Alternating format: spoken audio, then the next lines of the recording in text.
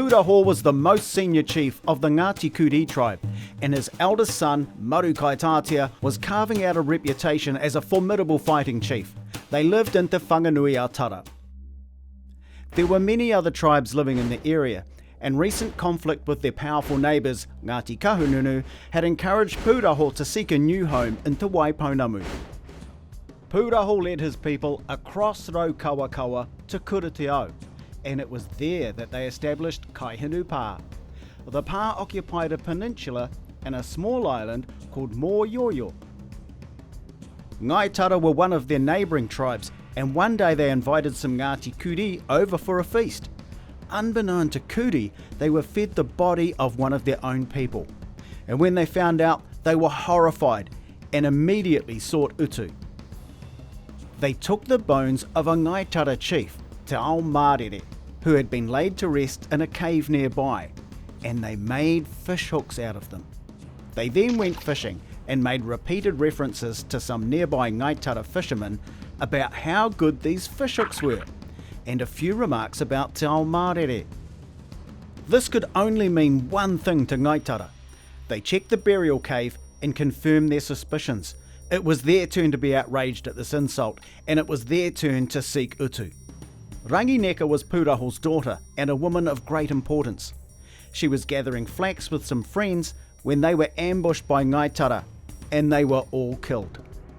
Of course, Ngāi Tara knew that this would inevitably mean utu would be sought by Ngāti Kuri, and so they decided to launch a preemptive strike. During the night, some Ngāi Tara warriors crept up to the pā and hid near the wharepaku. When Pūraho made his regular early morning visit to relieve himself, they surprised the old man and killed him. His son-in-law Manawa Iwaho narrowly escaped and raised the alarm. Ngāti Kuri was stunned by the loss of Pūraho, but retribution was swift, and their subsequent attack quickly overwhelmed the Ngāi Tara pā. The Ngāi Tara chief, Te Rapa Atakuri, was brought before Maru Kaitatea. Someone needed to be held responsible for the death of his father Pūraho and his sister Rangineka.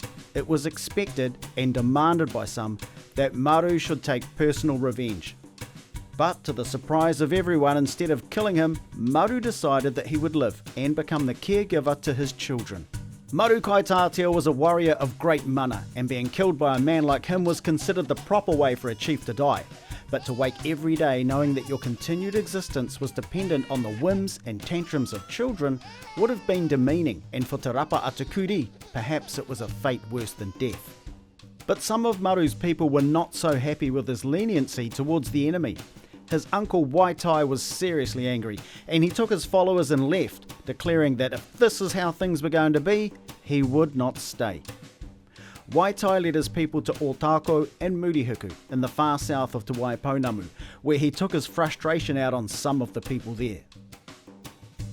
Everyone knew the split in the tribe was not ideal. Pūraho had been killed, and the loss of Waitai and his people weakened Ngāti Kuri as a fighting force. But still, no one was prepared to challenge Maru's authority. He'd proven himself as a general, and he was a formidable warrior.